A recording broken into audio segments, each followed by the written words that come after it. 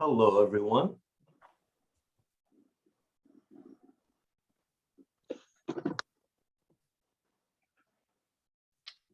Good to see you, Dave. Long time no speak. I know.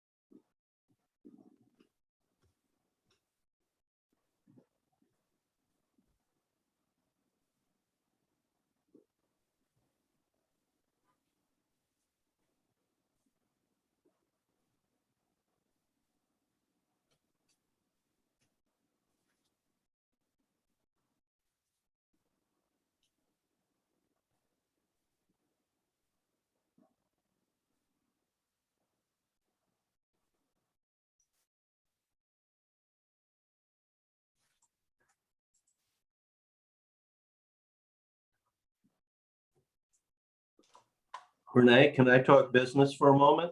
Certainly. We had a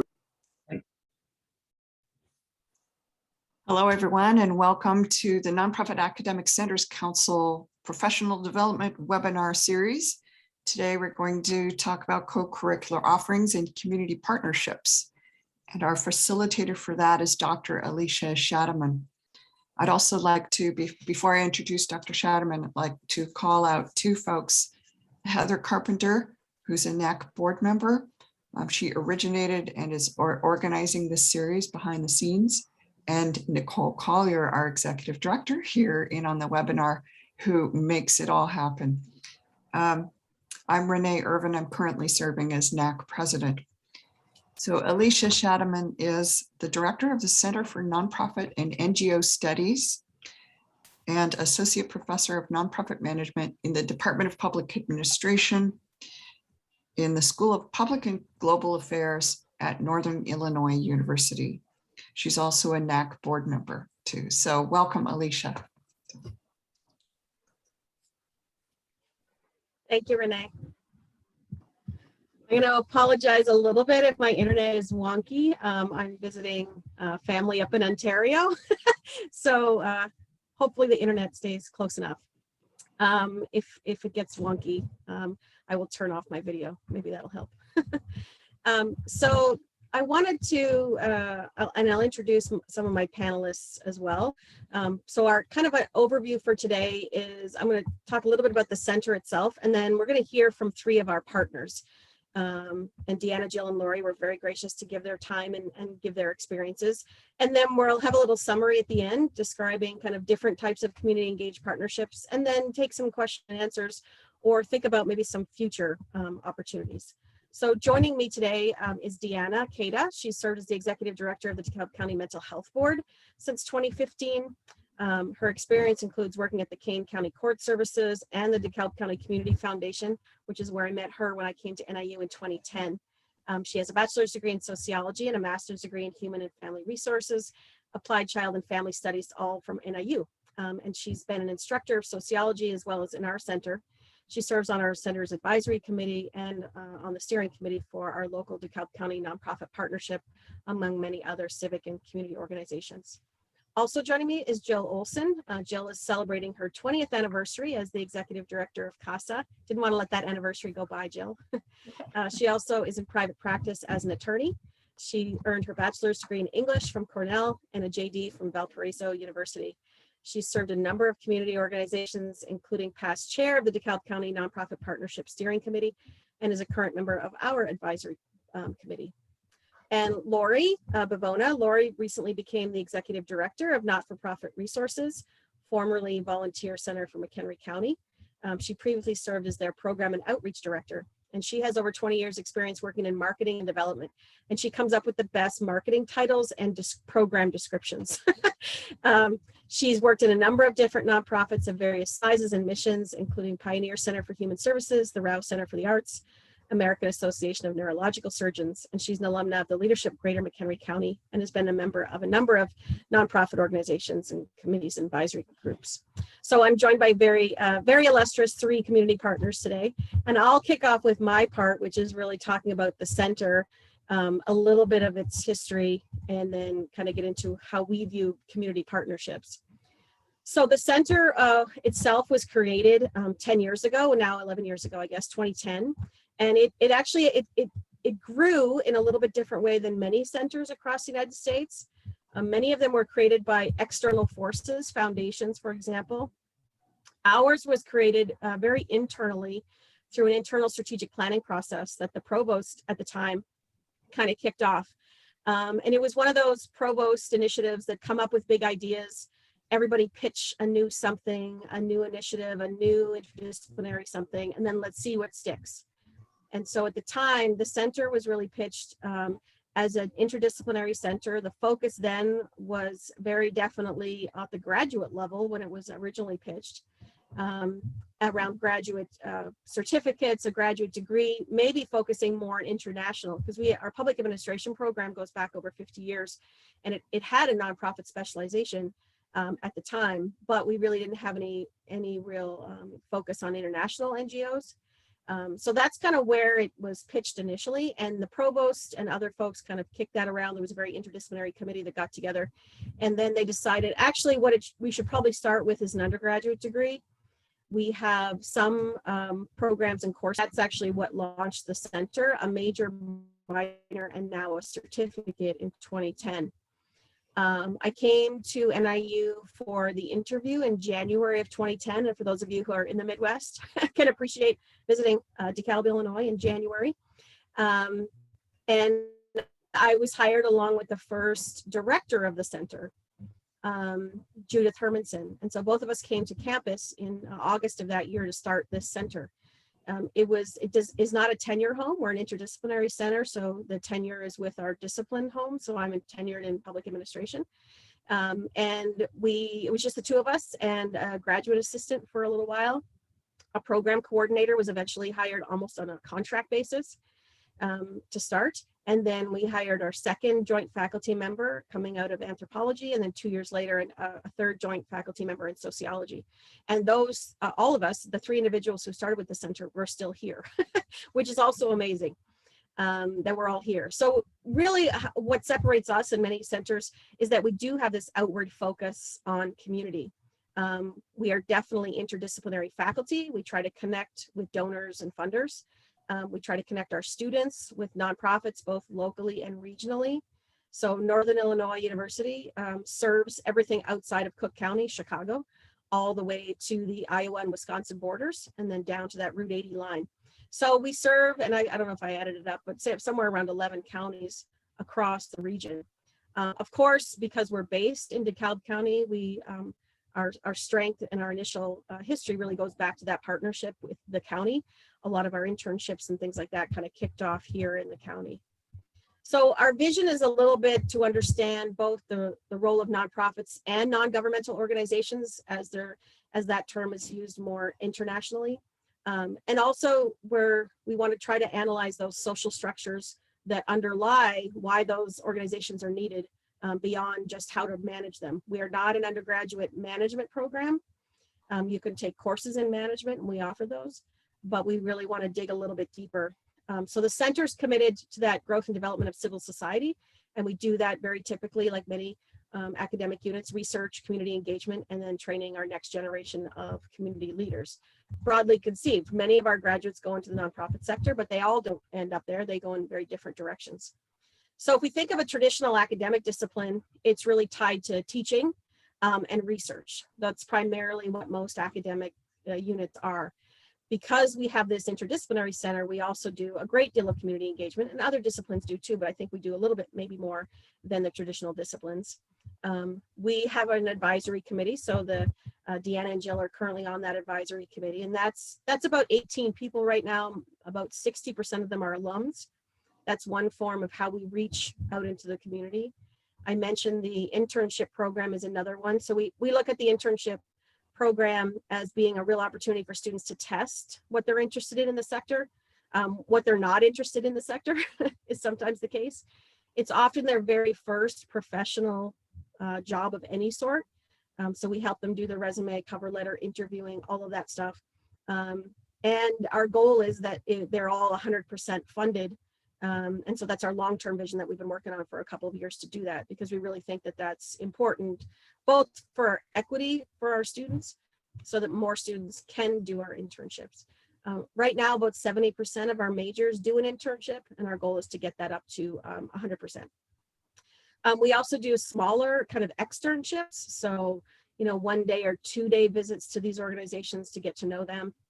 A number of, Deanna and Jill, you've probably been in our classrooms a lot. We bring in a lot of classroom guests as partners in our classrooms.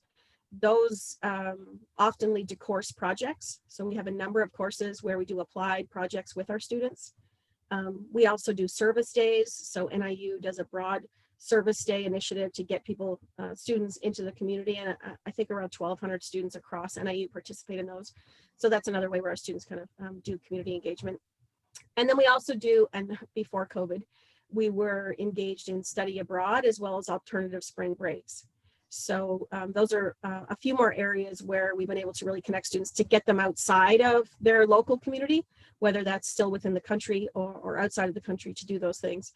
And we're planning to do alternative spring breaks in the spring of 22. We hope we are able to do those. And we also hope to be able to have enough funding so any student who wants to participate, that price isn't a barrier for those students. We've been doing for a number of years different networking events. So that's where we bring community partners, alums, and current students together, again, to help them professionalize and really meet people in the field. So some of our goals for the center is to do all of those things, but to continue to grow engagement, we also have to do a lot of marketing individually as a center, which is different than a lot of disciplines. And so we're very active on social media. We have a podcast, and I do a blog where we've been inviting our graduate students to also contribute to that, because that really helps to get our name out there. We have a number of initiatives around trying to update where our majors are, what are they doing when they graduate, where are they going in terms of careers. So we're doing spotlights on our alumni, both on social media as well as our e-newsletter.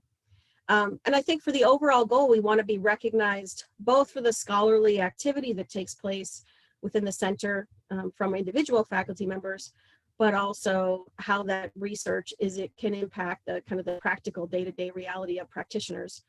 So we want to be seen as a way to, come to us to connect with both faculty research and then also for students, so that they have access to that workforce that we're training for the future. A couple of highlights, and then I'll kick it over to our panelists. A couple of highlights that we've been able to accomplish through class projects. One of them was as part of our fundraising and philanthropy class, our students wrote grants, very small grants. And so the grants, some of them were successful. So a small grant of $856 allowed the literacy clinic here at NIU to purchase some technology for the literacy clinic. So it was a small grant, very applied, very practical kind of project. So those are just one example of how we try to do engagement within the classes. We work with a number of different partners, both the organizations that are here, but broadly in DeKalb County, the nonprofit partnership that I mentioned. There's a philanthropic network, which is in the western suburbs of Chicago, that we work with. There's a few city initiatives that are going on both within Aurora and Rockford, our two major cities outside of DeKalb, that we work with, and even AFP, the Association of Fundraising Professionals. So we try to connect with as many of those existing partnerships to really see us as part of that whole ecosystem. We recently took a membership in the Simmons Center for Global Chicago, and that's a group that's pulling all the international NGOs that are based in Chicago. And there's over 50, but right now I think there's about 35 members. So we hope to connect our students with those international NGOs if they have an interest kind of going in that direction. We've joined our local chambers of commerce because those tend to be people that we don't connect with regularly, especially in the academic world. So for us, that's Sycamore and Dekalb and Aurora. I think those are useful to get the center's name and what we do into the business community. And a number of nonprofits are chamber members as well. So it's not exclusive to for-profit members. We've been doing some more growing our philanthropic resources. So our students did a crowdfunding campaign last spring and raised over $5,000 for the center. And then we participated in our university's Giving Day and raised just over $11,000 through that. So that kind of level of engagement, both just awareness because we build into the existing marketing and communications of the university, but it also raises dollars for those students to participate. I know L'Oreal mentioned some of the research that we've done in McHenry County, but that's just an example of some of the applied research that we've done. And then we do a little bit of consulting kind of when that makes sense. Some new kind of community engagement that we've been doing just last year, and which will launch, some of this will launch in the fall, is a nonprofit student consulting team called Fortitude. There's a business team as well as a nonprofit team, and that allowed us to work with about 12 organizations last year for their short-term consulting needs. We created a community engagement house, which is mainly internal freshman students into our program, but also these are students who want to engage in the community right away as soon as they arrive here on campus. So that's another way we're trying to both grow our own student body, but also serve the local community. And then another initiative that'll launch sometime this fall is a free clothing closet that will be run by the center. Well, an intern will run the center, will run that clothing closet. And we hope to partner with more community organizations as well as student groups when we launch that. So I'm right on time, 12:20. All right, so I will turn it over to Deanna from the DeKalb County Mental Health Board. Hello, and thank you so much for the opportunity to come and share with you today how the work that we do with the Mental Health Board is influenced, impacted, and partnered with the work that the center does at NIU. And I always start off my conversations a little sheepishly because we happen to be a governmental organization. We are not a nonprofit, we are a unit of government. So the DeKalb County Community Mental Health Board, we are actually an arm of county government that receives property tax dollars to fund behavioral health care services in the county. And we fund in the area of mental health, substance use disorder, and developmental disabilities. And we fund about 22 nonprofit partnership organizations. So we're very involved with what Alicia and the center does because of the benefits to our nonprofit partners, as well as to the benefits to the Mental Health Board. So we exist due to a referendum. The Mental Health Board has been around for about 53 years.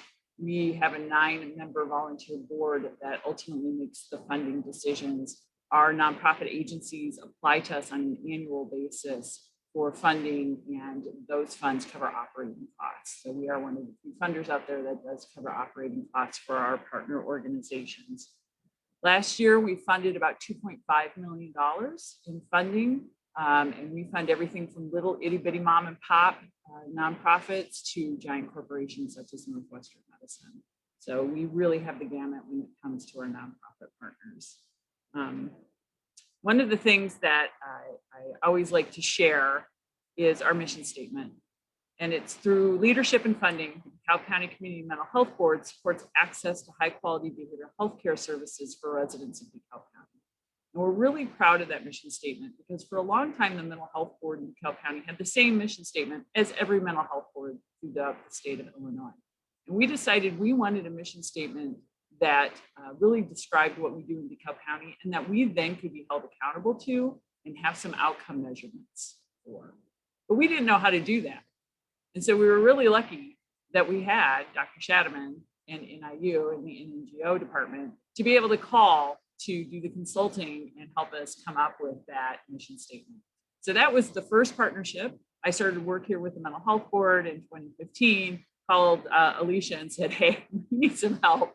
And she was able to come out and create that mission statement with us. And there began a relationship for the past 6 years where really the work of the mental health board is very well entwined with what's happening at the NGO Center. So the mission statement, one of the big ideals was how does the board measure outcomes? And what we also did is we required our funded agencies to provide outcomes to the board. And we had struggled way for a long time on how to do that in a meaningful way. And so once again, reached out to Alicia to say, you know, could you help us figure out how we can be collecting outcomes from our partner agencies? How do we know that they're doing the work, that they're quality organizations, that we're investing in quality nonprofits? How do we do that? And Dr. Shadman put together a excellent 4-phase plan to really look at, you know, what does outcomes mean in terms of the mental health board and our funded agencies. And what that allowed for us is, one, when we would ask agencies those questions, so how do you feel about reporting outcomes? They told us anything we wanted to hear, because that power differential exists between funders and organizations. And so when we're like, you know, does it bother you to provide outcomes? Everyone's like, no, we're happy to do that. But by partnering with Alicia and what she was able to do, we had a trusted third-party voice that was able to do that kind of survey and information gathering that took us out of the equation, so to speak. And so honest answers came out of that. And what the honest answers were that they were just creating outcomes to make us happy as funders and really weren't utilizing that information in any way whatsoever. So that alone, just having the ability to have another entity come in and find out that information was extremely valuable to what the board did. What ended up coming out of this 4-phase experience was we really started looking at outcomes in a completely different way. And Dr. Shadman created for us a mental health board indicators of quality format so that the board could be assured that they could fund organizations because we had indicators of quality, such as that, that there was an accreditation from a professional organization like the Joint Commission, that there was education levels of staff members that met the needs of the community, many other indicators there. And we've now embedded that within our grant applications that our partner agencies complete every year. So it was really a great partnership. It led to a place we didn't expect to go and really gave the board confidence in the work that our organizations do, and we have some level of partnership there. So that was just one thing. We also, the research, the fantastic thing about the research and the consulting is that there's affordable expertise right here where we live in our community that's available to us, that we can, you know, reach out and have really high quality level research and consulting done. And it's people who know our community and who are familiar with what we do. So the Mental Health Board also is really involved with the internship program. We love the internship. It's an opportunity for students to apply their theoretical learning to practical situations, increase the capacity of the internship site, and cultivate different perspectives and new ideas. So one of the things that we find with our board members is that they generally tend to be older, people who have time to commit to the Mental Health Board. And we don't often hear voices of people who are younger. And so having interns be able to come in and talk to us about their viewpoints and their experiences with behavioral health care as part of their internship has been incredibly valuable. One of the best things about the interns is just the time we take to sit down and talk about how they see the behavioral health care world and the impact that that makes with the Mental Health Board. But beyond that, it allows for a lot of projects to get completed in our office that normally wouldn't be done. There's only 2 of us here. Our capacity for work is very small. And so by having interns, we can have them assist with grant-making decisions, develop our communication plan and our e-newsletter. We had a communication plan developed 4 years ago that we continue to use today. They were very involved with the work the Mental Health Board did around Census 2020 and really getting the information out to our partner agencies about how important that census was to funding mental health and behavioral health care in the state of Illinois. And currently, we're doing a lot of work around suicide programming, awareness, prevention, education, intervention, and postvention. We're relying very heavily on our interns to help with that because they can give a perspective that we're not able to get anywhere else. So the internship program has just been immense for us. We also are really involved with student projects. Through student projects, we can have students answer questions or complete projects that address real problems in our community. We have new knowledge that's produced from those experiences. Our students get that real world experience guided by expertise from our community organizations. And our organizations and the board gets information that normally would be out of reach for us financially. And some examples of their student projects, I was able to present to one of the classes in NGO about the suicide programming needs, and especially around male suicide, which is something that we're seeing in our community. And the students were put together a program and a marketing plan so that we could really reach male participants. And that's something we wouldn't have been able to do. We wouldn't even be able to conceptualize that without our partnership with NIU. We had a group of students work on a capstone project where they looked at behavioral health care needs of 0 to 7-year-olds in our community.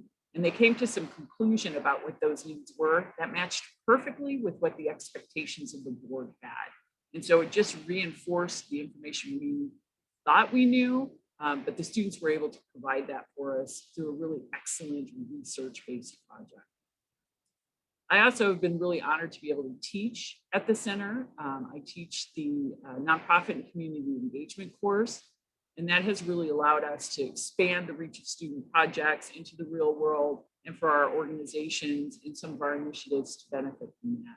The first year I taught, we had 6 partner nonprofit agencies that had projects done within their organizations, everything from marketing of a victims of violence program to hosting a Bridges Out of Poverty event that was attended by over 300 people, as well as a 211 awareness campaign as we implemented 211 in our community. In the following year, we had 4 community-based projects that students worked on throughout that course.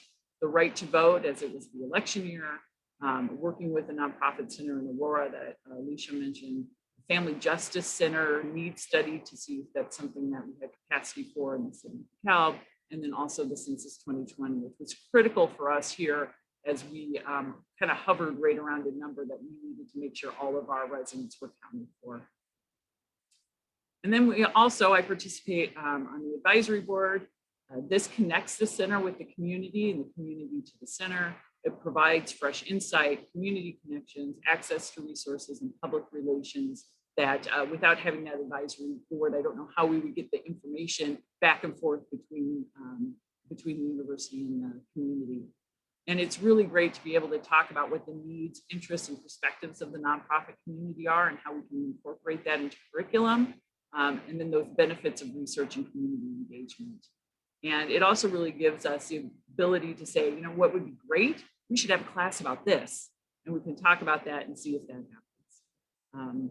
So thank you for the opportunity to share that with you. We really wouldn't be the organization we are without our partnership with the center, and I'll pass that along.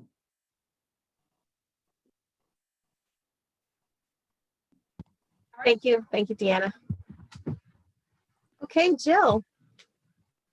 All right, thank you. And again, thank you for the opportunity to be part of this this morning. I reiterate a lot of what Deanna had to say previously. She and I have been around in the nonprofit community for a long time here in DeKalb County. So we've seen the growth that has happened, and particularly as a result of the influence of the NGO Center here in DeKalb County, and that we're grateful for. So I am the Executive Director of CASA DeKalb County. CASA stands for Court Appointed Special Advocate. We advocate for and serve as the voice of abused and neglected children in the juvenile court system. So these are children who, through no fault of their own, have cases in the court system because their parents have abused or neglected them. We are a volunteer-based organization, and what that means is that a lot of our advocacy work is actually done by trained volunteers. So their responsibilities to the court system as they are assigned to a case involving a child or children and a family of children is to go out and gather information so that that can be presented to the juvenile court judge so that he or she can make appropriate decisions about ultimately what is in the best interest of these children. Here in DeKalb County, CASA serves as the guardian ad litem for these abused, neglected children. So we are their voice in court throughout the time that their case is pending. On average, here in DeKalb County, cases are in anywhere from 2 to 7 or 8 years. So it's quite a commitment of time on behalf of our advocates. Our connection in the nonprofit community started way back when a lot of us got involved in the training consortium, which was designed to create some training opportunities for the nonprofit community. They were pretty informal. Deanna, I think, was part of that in the early days too. And we just kind of look around the community and say, okay, who can we get to come in and speak to us? Well, that all then became much more formalized and a much greater opportunity when the NNGO Center came into existence. And they have provided a lot of continuing education opportunities for us, providing speakers and providing expertise. As Deanna mentioned, many of us have used the services of the center, particularly as it relates to things like strategic planning, to help grow our organizations, which is obviously always important from a nonprofit standpoint. And that has been invaluable to us. One of our greatest opportunities, as mentioned, is working with the students through the internship program. That is a partnership between NNGO and the DeKalb County Nonprofit Consortium, DCNP. CASA has been involved with that since its inception. So I think we've had, at least 10 or 12 interns throughout that time period.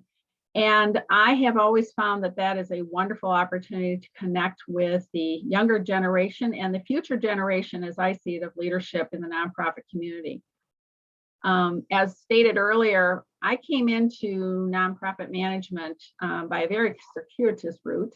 I was a practicing attorney for a number of years and had served as a board member on some nonprofits, both here and in King County, but really had no nonprofit management experience. But when the previous executive director retired, they were looking for somebody with a legal background, and I thought I'd come in here for a couple of years and do my thing and leave. Well, here I am 20 years later. So I had to learn on the fly. And what I really appreciate about having something like the NNGO Center here in DeKalb County is these are students who are getting that kind of training and developing that expertise that I could only imagine. I had to learn a lot of it just, feet on the floor. And they certainly have, gone well beyond that in their training and experience. So it's been a great win-win for the nonprofit community here in DeKalb County, having students, having the center to provide that expertise. As I said, we've had interns since the inception of the program, and I have subsequently hired 2 of them to be staff members. The timing was great. We were looking to expand our staff, and I had a couple of interns that met what we were looking for, and it's the best decision I have ever made. They bring not only their youth and their training and experience as coming through the NNGO Center programs, but they also bring that fresh perspective that I think all nonprofits need to look at and make sure that they're bringing in. Something that Alicia and Deanna and everybody who knows me has heard me say over and over again is that these are our leaders of the future. And here in DeKalb County, we are starting to see that turnover in leadership, mostly due to retirement. And I am hopeful that we will see those positions being filled by students who come through our NNGO Center. Because again, I think they are our leaders of the future, and I think that's important to make that continuing opportunities for them. And you can only do that by obviously hiring them into the nonprofit community and then hoping that they will ultimately be promoted to the leadership positions. As I said, working with the NNGO Center has provided a lot of opportunities for us. Alicia mentioned their Fortitude Project. We participated in that Fortitude Project this past year. The project involved recruitment opportunities. So as I said, we are a volunteer-based organization, and we are seeing the increased need to attract people who are willing to take the training that is needed to become a CASA advocate. This is not a one and done volunteer opportunity. This is where you do need to make a commitment to take the training, as well as be willing to commit to work on a case for a minimum of 2 years. So this makes a little more challenge in recruiting people who are going to take this training and become sworn in as CASA advocates. And we were wanting to get some, fresh ideas, some fresh perspectives. So we came up with that as a project idea, and the group that was assigned to us through the Fortitude program through the center came up with some great ideas of ways and opportunities for us not only to recruit more volunteers, but also as one of our goals is to create some diversity within our volunteers. That diversity includes not only racial and ethnic, but also related to gender, such as getting more male volunteers, as well as geographical. Here in DeKalb County, most of our population center, as well as our volunteer base, tends to be centered around DeKalb Sycamore. We are wanting to expand that to include both North and South counties. So we were looking for ideas to help us do some of that. And again, we got some really wonderful opportunities with that. Another thing that we are going to be participating in, usually when they email me and say, hey, are you interested? I'd say, well, sure. And then I think about how I'm going to incorporate this. So this fall, one of the classes is going to have, I think there are 3 of us nonprofits in DeKalb County who are going to create what's called a junior board of directors.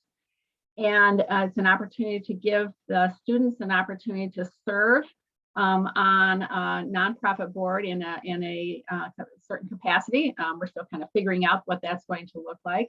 But again, it's a great opportunity, both from the student perspective to see how a working volunteer board works, as well as from our perspective as the nonprofit to, again, get that fresh perspective, that youthful perspective, that trained perspective, because these are the future leaders of tomorrow, to maybe provide, some input into things that we could be doing better, things that we could use to implement better governing standards and so forth. So we're looking forward to that as an opportunity that, again, has been provided to us by the center as a result of something that's been created as part of their class. I've also been active as, in the past, for lack of a better word, a reviewer of the capstone project. So each student that graduates from the center has a capstone project, and at the end of the semester, they do oral presentations based upon that project. And I've been blessed to be able to be part of that, and that the wide variety of topics has always been fascinating. Again, it gives us in the nonprofit community an opportunity to see and be encouraged by the quality of student that is coming out of the center. I'm always impressed by the dedication that I see, the true interest, the intellectual curiosity of these students. And frankly, it makes me feel good that these are our future leaders in the nonprofit community. So I have appreciated that the center has reached out, that they're not just asking people within their own department to review these, but they're actually asking some of us in the nonprofit community to come in and hear these oral presentations, give a little overview of our comments on it. But again, it encourages that connection between the real life world of the nonprofit community and the students at the center. We've also actively participated in networking events. I love these events because, again, it's another opportunity to meet and greet with the students. It's a good opportunity for them to get to work on their social skills. It's a good opportunity for me, once again, to see, who's out there and what they're interested in and where their perspectives lie. And so it's, again, another way in which the center has made connections outside of the university. It's always important, I think, when you're in an academic setting to remember that there's a real world outside the academic setting. And I think that the NNGO Center, and I really attribute this also to Alicia and her staff, really have a great understanding of that importance, because you can do all sorts of research and write all these academic papers, and that's all great, and they have their time and place. But these graduates are going to need to also operate in the real world. And I think the center always makes a lot of opportunities for them, whether it be through internships or through these projects or through the networking events, for students to get an opportunity to really connect into that real world. And for that, we are very much appreciative. So with that, I am ready to turn it over to our next panel member. Thank you, Jill. Lori. Good morning, everyone. Thank you so much for letting me be a part of this conversation. To give you a little bit background on myself, my name is Lori Pavona, and as Alicia said, I have 20 plus years experience actually working within nonprofits in a marketing or fundraising position. Those nonprofits were everything from our county's largest human services agency with a very large budget, over 300 staff, and we served over 5,000 people, to a performing arts theater, which was a very unique experience with the personalities that you work with, but a small staff and relatively small budget. All of that led me to working with not-for-profit resources, which when I first came on board 2 years ago was actually called Volunteer Center McHenry County. And we started with that name in 2009, and that was our primary focus, to connect volunteers with nonprofits that had a need for skills and for people, for hands. Over the last couple of years, though, coming in from the positions that I've had, I saw that there was the ability to add more to what we were doing. So our full breadth of services now envelop professional development workshops. We do volunteer connectivity still as a main component of our services. We administer the McHenry County Human Race, which is actually a nonprofit fundraiser where we do all of the legwork for it, the work behind it, and our nonprofits are the beneficiaries of it. This past year, especially with COVID, we let everybody in our county be a part of it, be a charity of choice. And we had about 100 nonprofits that benefited from this. And all we asked them to do is to help promote it. And we gave them the marketing kit for it. We also try to create networking opportunities for our nonprofits, which right now is something we're trying to define what that's going to be coming out of COVID, where we're now looking at, are these going to be virtual? Are these going to be in person? Is it going to be a mesh of all three? So we're working on building that. And last but not least, we offer grant seekers tools.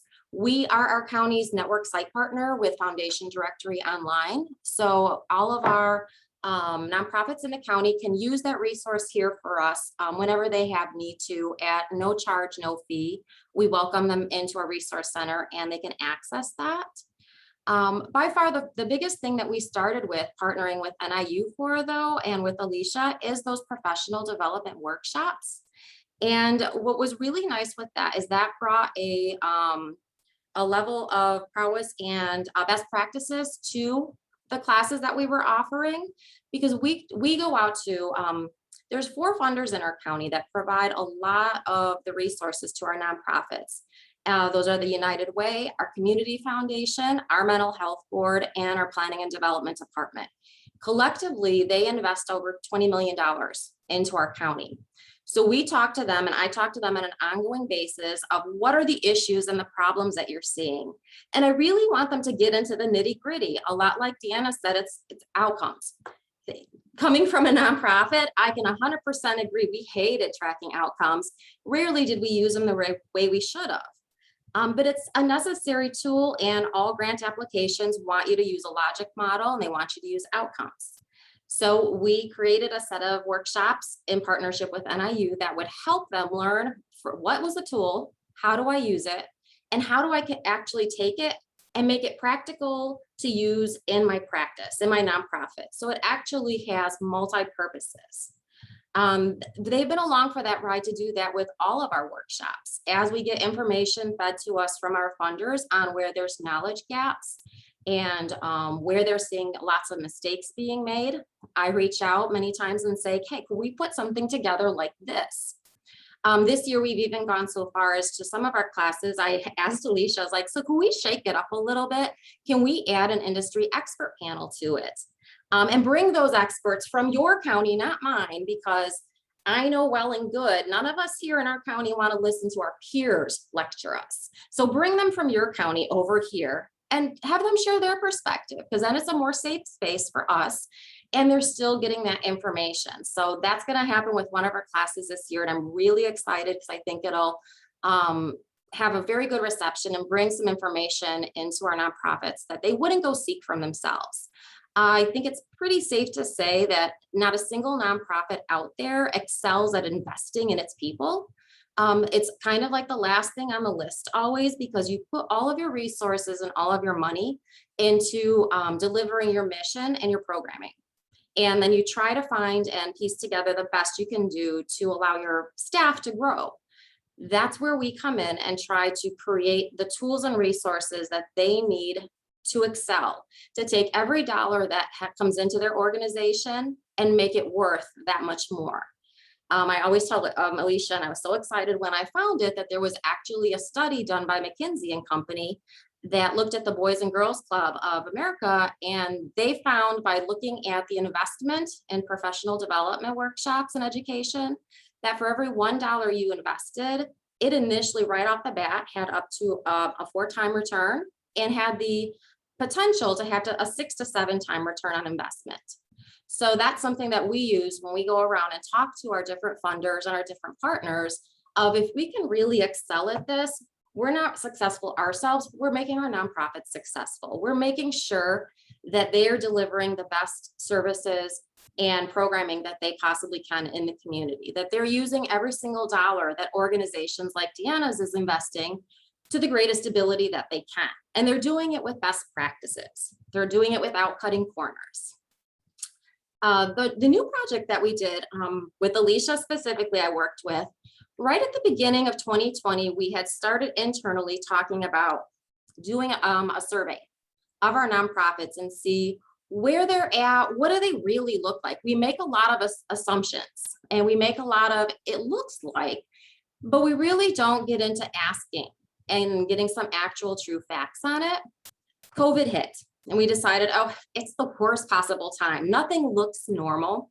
We don't want to take a look. We don't want to survey them now. This is going to be horrible. So we put it on the back burner. And then over the course of 2020, as we slowly all began to realize COVID wasn't going away anytime soon, and the repercussions were going to be very long lasting, we decided to go ahead and move forward pretty aggressively and fast with it. To the point that I think, working with Alicia, in a matter of a couple months, we had put together, launched, and pushed out a very comprehensive survey into our county. I think it went out in February-ish of this year. And I was beyond thrilled with our collaborative marketing of it and push of it. We had 158 nonprofit organizations complete the survey and give us information, which was beyond what I thought. I was going to be happy with 100, which is kind of what our membership is to our organization, but we excelled beyond that. And we got a lot of information with them. It was a very boisterous conversation sometimes with Alicia, as I tried to jam pack tons of questions into a survey, because I even asked our funders, I was like, if you could ask any question you wanted out of these nonprofits, what do you want? And I'll put it in the survey and I'll get you real answers.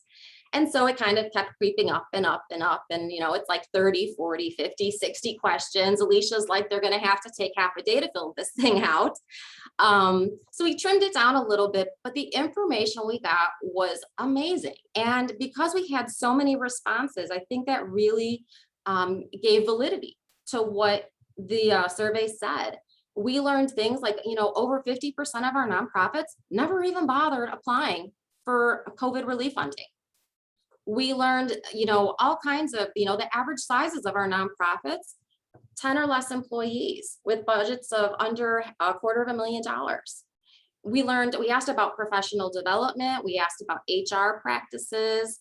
A big section did relate to COVID-19 and how they saw the need for their services raised over 60 to 70%, but their funding didn't keep track with that they were able most times to keep it fairly steady. Their individual donors stayed true, but that the need versus the resources were not level anymore.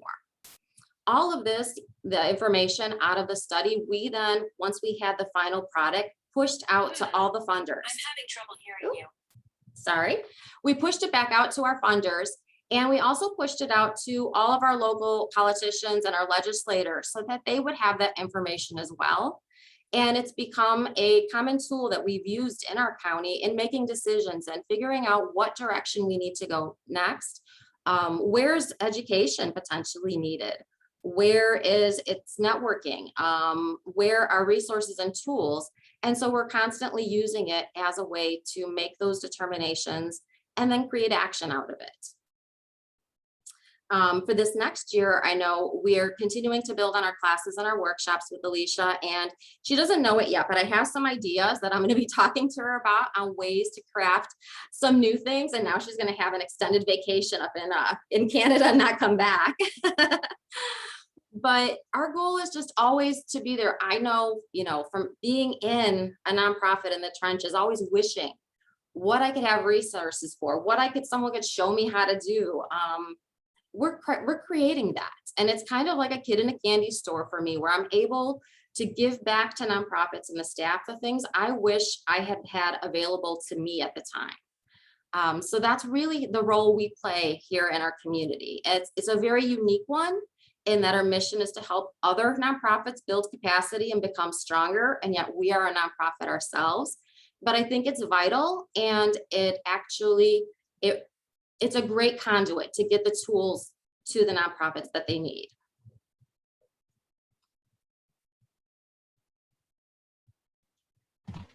Thank you so much, Lori. And yes, she is just so full of energy. I think I'm energetic, and I talk a lot. And then when Lori and I get together, it's like, yeah, it's a lot of fun. So I hope that for the folks that are on the webinar today, that you've heard a little bit about how the center tries to connect our students with community, our community with our students, and then kind of these broader nonprofit issues that they're addressing inside the classroom as well as outside the classroom. I'm going to post each of our email addresses so that you can contact me or any of the speakers that were part of this panel today. And I'm sure they'd be happy to answer any further questions that you have. But if you do have something that we can answer now, or that you have a little bit more, just an interest in, we're all here. You can put that into the chat, or you can raise your hand and Nicole can manage that back end stuff.